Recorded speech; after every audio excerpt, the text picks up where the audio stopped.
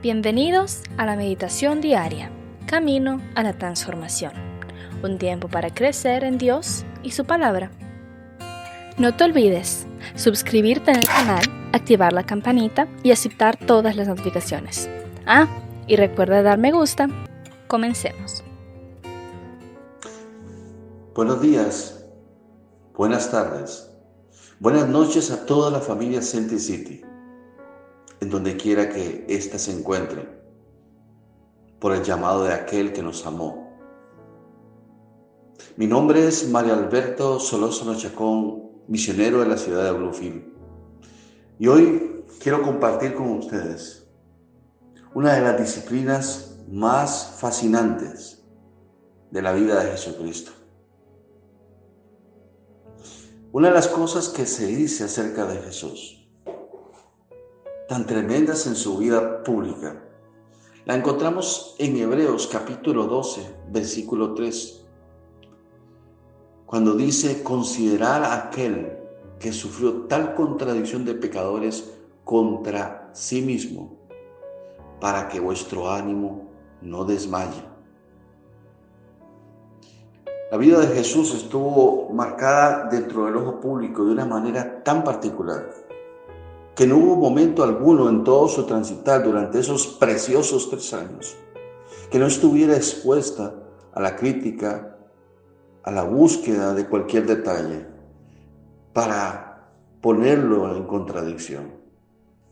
Y uno de los pasajes que más me llamaba la atención cuando miraba este hábito, esta disciplina de nuestro Maestro, fue el pasaje de Jesús y la adúltera en Juan capítulo 8, versículo del 3 al 9. ¿Qué encontramos en este pasaje tan tremendo de la vida de nuestro Salvador? Este pasaje nos remite a encontrarnos ante la comisión de un delito de adulterio. De una forma flagrante, una turba escandalizada lleva a los pies de nuestro Señor a una mujer en estas condiciones. Pero la verdadera intención de los acusadores está marcada por 2 cosas: el tentar a Jesús y el buscar un motivo para acusar. Poco les importaba en sí el delito cometido. Este evento no es lo que a ellos les preocupa en realidad. En la experiencia que Jesús enfrenta vez tras vez, una y otra vez, el propósito de los hombres que vinieron en esta situación era totalmente manipulador. Sin embargo, no le vemos a Jesús ante la presión de estos hombres por sacarle una respuesta que cualquiera que humanamente esperaban tendría ya de por sí una actitud de condena. No vemos a un Jesús ni sofocado, ni desubicado, ni apurado. Los acusadores se impacientan y le presionan para que dé una respuesta. Y sus palabras siempre tan adecuadas y oportunas, dichas de una forma tan calma y tan segura, desarmaron los argumentos de quienes proclamaban la ley, de los que apelaban a la ley, de los que supuestamente querían la justicia de la ley. Y esas palabras que Jesús en ese momento emitió, al final desarmaron todos los argumentos de estos proclamadores de la justicia divina, y uno a uno se retiraron vencidos por un solo sencillo argumento de nuestro Señor, el cual ni siquiera les dirigió una mirada de preocupación a ellos. El que de vosotros esté sin pecado, dijo él, sea el primero en arrojar la piedra contra ella. Encontramos entonces en este hombre tan singular de la historia a un personaje de una sola pieza. Nunca en su vida hubo algún gesto disonante, una expresión, un gesto, algo fuera de lugar. Nunca se le vio desubicado en sus reacciones, fuera de control en sus emociones, consternado en sus pensamientos. Su vida llena de presiones nunca se desmoronó ante el ojo público. Su vida era un ejemplo de claridad mental. Esto es algo muy diferente a lo que el mundo como tal, a lo largo de toda su historia de la humanidad, nos ofrece. Un mundo siempre envuelto en colisión constante.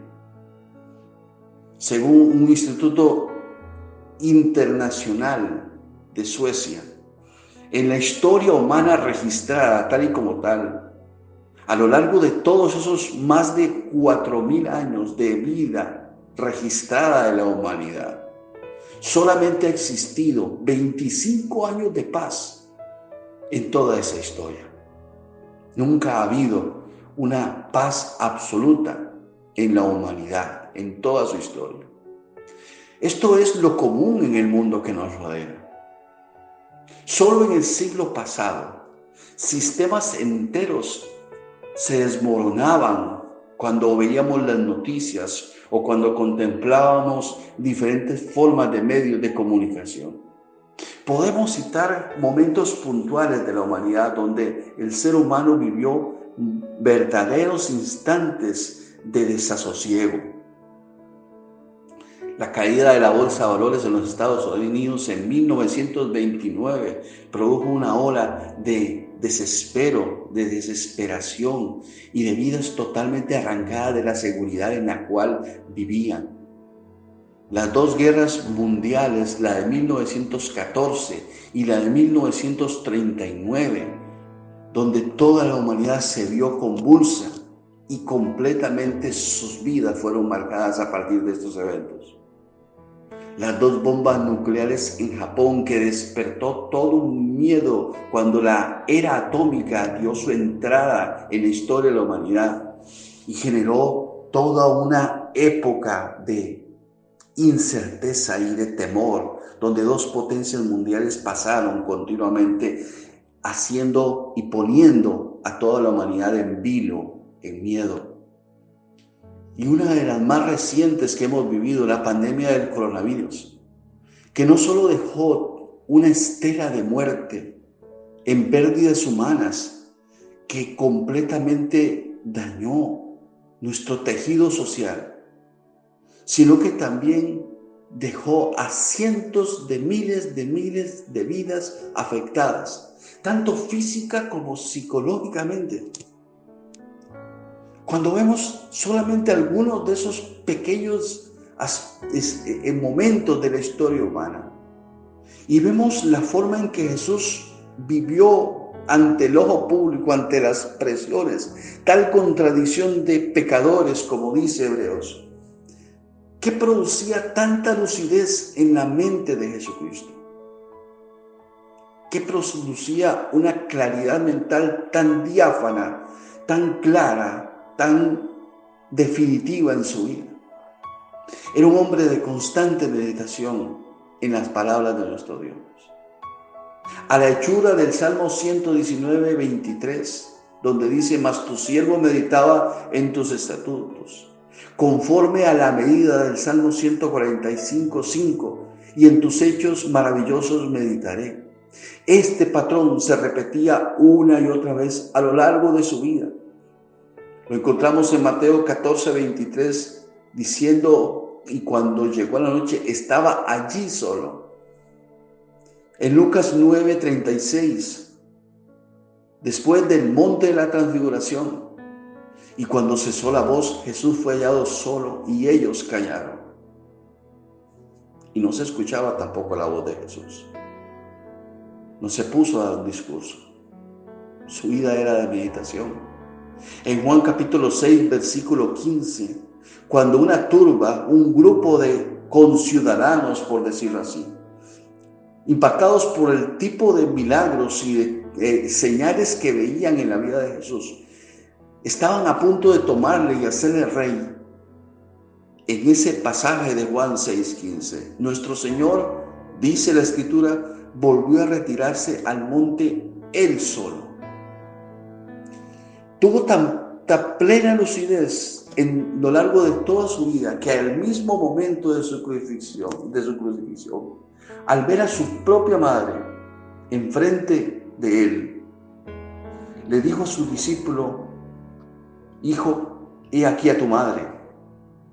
Tuvo tanta lucidez en momentos tan críticos que tuvo para pensar en la vida de su madre en este momento. Tuvo tanta lucidez en medio de su agonía, con los clavos en sus manos y sus pies, que expresó ante su padre: perdónalos, porque no saben lo que hacen. Una esperanza gloriosa para nuestra vida es entender, según 1 Corintios capítulo 2, versículo 16, que Pablo nos dice: y nosotros tenemos la mente de Cristo.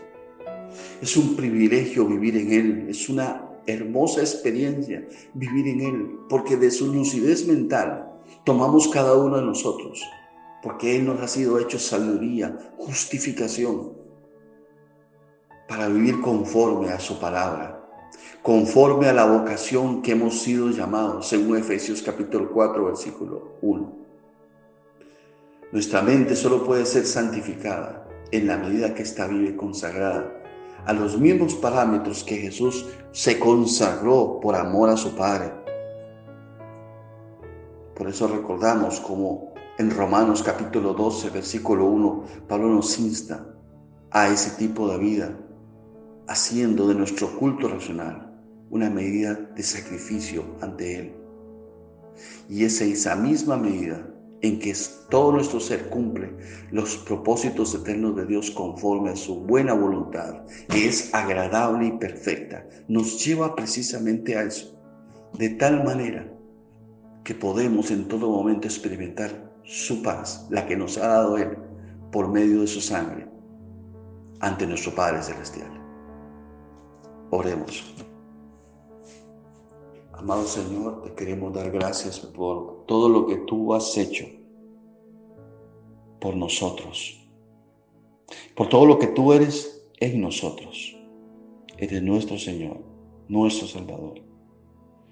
Y tu vida sin pecado, limpia y sin mancha, precedida de una vida totalmente consagrada al Padre, es nuestro modelo, Señor, para consagrar nuestros pensamientos, nuestras actitudes, nuestros sentimientos, nuestras decisiones, amado Dios, para caminar siempre bajo esa buena voluntad, para distinguir con claridad esa buena voluntad, para entenderla en cada momento a la cual nos vemos azorados, enfrentados, empujados a veces en medio de las circunstancias que tú provees para nuestro perfeccionamiento en ti.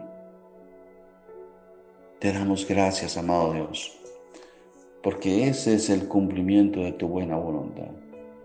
Y era la convicción de Pablo cuando decía en Filipenses 1:6, estando persuadido de esto, que el que comenzó en vosotros la buena obra, la perfeccionará